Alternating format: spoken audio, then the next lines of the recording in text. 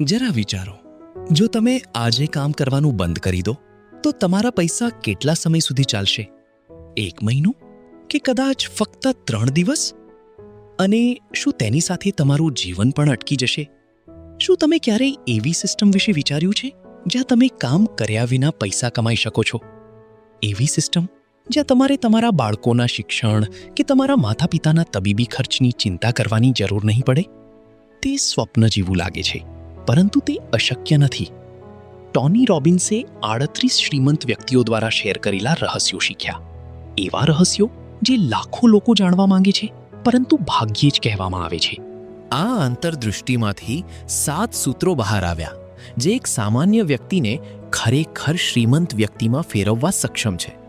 આ વિડીયોમાં હું તે 7 સૂત્રો શેર કરવા જઈ રહ્યો છું, જે ફક્ત તમારી માનસિકતા જ નહીં પણ તમારા ભાગ્યને પણ બદલી શકે છે. તો ચાલો પૈસા રમતમાં માસ્ટરની સફર શરૂ કરીએ. એક એવી સફર જે તમને ફક્ત પૈસા કેવી રીતે કમાવવા તે શીખવશે નહીં, પરંતુ તેમાં કેવી રીતે માસ્ટર બનવું તે શીખવશે. કારણ કે પૈસા ફક્ત જીવનને ટકાવી રાખવા કરતાં વધુ કરે છે, તે સપના પૂરા કરે છે. અને યાદ રાખો, તમે ભાડા પર તમારા સપના ક્યારેય પૂરા કરી શકતા નથી. નમસ્કાર મિત્રો, વીડી ગુજરાતીમાં આપનું સ્વાગત છે. આજે આપણે વાત કરીશું વિશ્વ પ્રસિદ્ધ લેખક અને લાઈફ કોચ ટોની રોબિન્સની best seller book money master the game વિશે. આ પુસ્તકમાં ટોની રોબિન્સે દુનિયાના સૌથી સફળ રોકાણકારો, અબજોપતિઓ અને ફાઇનાન્સ એક્સપર્ટ્સ પાસેથી શીખેલા સિદ્ધાંતોને એક સરળ માર્ગદર્શિકા તરીકે રજૂ કર્યા છે. ચાલો જાણીએ આ પુસ્તકમાંથી મળતા સૌથી મહત્વપૂર્ણ પાઠ. જો તમે અમારા ચેનલ પર પહેલીવાર આવ્યા હો તો તરત જ ચેનલને સબસ્ક્રાઇબ કરો અને વિડીયોને પણ તરત જ લાઈક કરી દો. અમારું ચેનલ યુટ્યુબના શ્રેષ્ઠ ચેનલ્સમાંથી એક છે. ચાલો શરૂ કરીએ. પાઠ નંબર 1, પૈસા વિશે સાચી સમજણ બનાવો. ટોની રોબિન્સની આ પુસ્તકની શરૂઆતમાં હું જાણું છું આ એક સામાન્ય વાત છે. એ કહે છે કે મોટાભાગના લોકો પૈસાને લઈને ડર અને ગૂંચવણમાં જીવે છે. આ તો જાણે કે એક ભ્રમમાં જ જીવી રહ્યા છે. ઘણા લોકો તો એવું માને છે કે રોકાણ ફક્ત અમીરો માટે જ છે, કે પૈસા મેનેજ કરવું તો જાણે કે એક જટિલ કોયડો છે. પરંતુ રોબિન્સ કહે છે, જો તમે યોગ્ય જ્ઞાન મેળવો અને હા, શિસ્ત પણ રાખો, ત્યારે કોઈ પણ વ્યક્તિ ધીમે ધીમે આર્થિક રીતે મજબૂત બની શકે છે. પૈસા કેવું અજબ છે સાચે! આ આપણું લક્ષ્ય નથી, પરંતુ એક સાધન છે. આ તો એક કળા છે જે આપણને સુરક્ષા, સ્વતંત્રતા અને પસંદગી કરવાની શક્તિ આપે છે. એક કાળજીપૂર્વક બનાવેલી ભવિષ્યની ચાવી. તમે પણ આને સમજવા માટે તૈયાર છો? પાઠ નંબર 2, આવકનો એક ભાગ હંમેશા બચાવો અને રોકાણ કરો. ટોની રોબિન્સ કોઈ પણ ખર્ચ કરતા પહેલા તમારી આવકનો એક ભાગ અલગ રાખીને પહેલા પોતાને ચૂકવણી કરવાના મહત્વ પર ભાર મૂકે છે. તેઓ સૂચવે છે કે નાણાકીય વૃદ્ધિ માટે 10% જેવી નાની ટકાવારી પણ સતત બચત કરવી જરૂરી છે. સમય જતાં બચતમાં નિયમિતતા જાળવી રાખવી એ મુખ્ય બાબત છે, કારણ કે નાના શિસ્તબદ્ધ યોગદાન એકઠા થાય છે અને આખરે નોંધપાત્ર સંપત્તિ તરફ દોરી શકે છે. આ શિસ્તબદ્ધ અભિગમ નાણાકીય સુરક્ષા અને લાંબા ગાળાની સમૃદ્ધિ બનાવવામાં મદદ કરે છે. પાઠ નંબર 3, કમ્પાઉન્ડિંગની શક્તિ સમજો. શરૂઆતના તબક્કે રોકાણ શરૂ કરવાથી ચક્રવૃદ્ધિ વ્યાજની શક્તિ સમય જતાં નોંધપાત્ર રીતે એકઠી થાય છે, જે વધુ નાણાકીય લાભ તરફ દોરી જાય છે. ટોની રોબિન્સના મતે બજારને હરાવવા માટે સમય એ સૌથી મોટું શસ્ત્ર છે, જે વહેલા રોકાણ શરૂ કરવું કેટલું મહત્વપૂર્ણ છે તે દર્શાવે છે.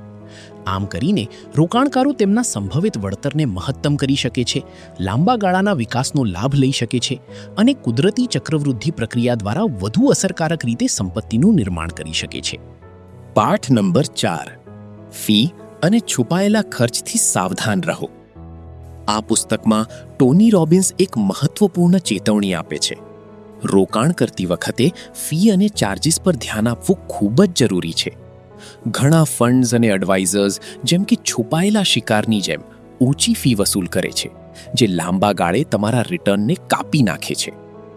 1% કે 2% ફી, હા, તે તો નાની લાગે છે, પરંતુ સમય સાથે 20-30 વર્ષમાં તે તમારી કમાણીમાં એક મોટું છિદ્ર બનાવી શકે છે. આને કારણે રોકાણ કરતા પહેલા ફી, ટેક્સ અને અન્ય ખર્ચો સમજવો જરૂરી છે, જ્યાં સુધી કે આ બધું તમારા નાણાંની યાત્રા પર અસર ન કરે. જ્યારે તમે આ બાબતોને ધ્યાનમાં રાખો છો, ત્યારે તમે તમારા નાણાંની વધુ સારી રીતે સંભાળી શકો છો. પાઠ નંબર 5. બજારની આગાહી કરવી મુશ્કેલ છે.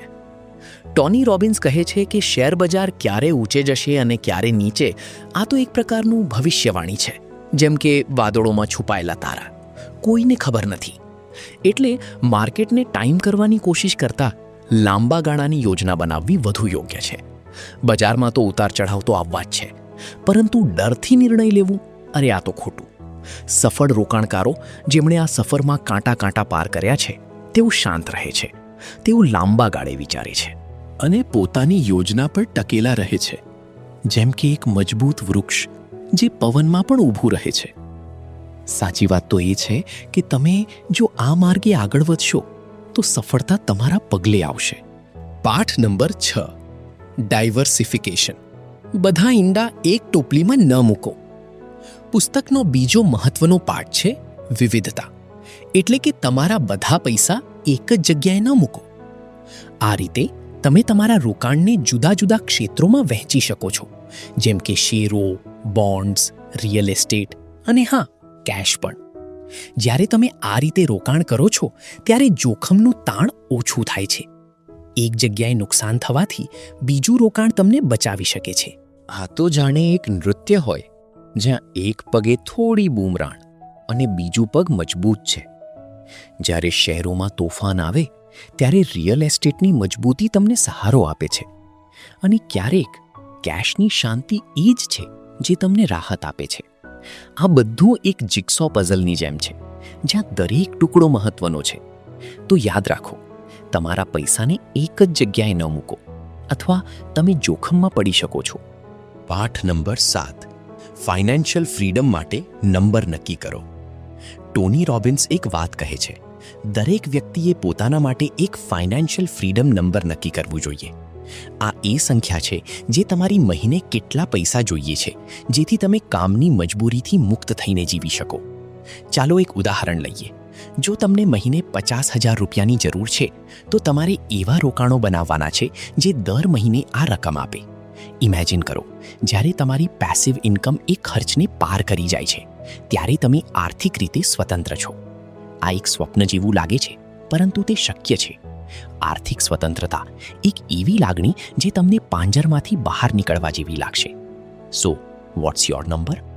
આ પુસ્તક આપણને એક મહત્વપૂર્ણ પાઠ શીખવે છે.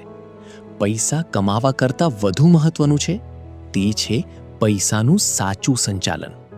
જો તમે તમારા પૈસાને સમજદારીથી બચાવશો, જેમ કે એક કવિતા જે ધીમે ધીમે રચાય છે, યોગ્ય જગ્યાએ રોકાણ કરશો અને ધીરજ રાખશો, તો એક દિવસ તે પૈસા તમારામાં એ કામ કરશે. જાણો છો, યાદ રાખો આ વાતને. ફાઇનાન્શિયલ ફ્રીડમ એ કોઈ નસીબ નથી, પરંતુ રોજના લેવાતા નાના અને સમજદાર નિર્ણયોનું પરિણામ છે. સાચા અર્થમાં આ એક સફર છે, અને તે સફરમાં તમે શીખશો કે પૈસાની જાદુઈ શક્તિ કઈ રીતે કાર્ય કરે છે. જો તમને આ સમરી પસંદ આવી હોય તો વિડીયોને લાઇક કરો, ચેનલને સબસ્ક્રાઇબ કરો અને આવી જ બેસ્ટ સેલર પુસ્તકોની ગુજરાતી સમરી માટે અમારી સાથે જોડાયેલા રહો. આભાર. ફરી મળીએ એક નવી પુસ્તક સમરી સાથે. ગુજરાતીઓ વડે, ગુજરાતીઓ થકી, ગુજરાતીઓ માટે. વીડી ગુજરાતી.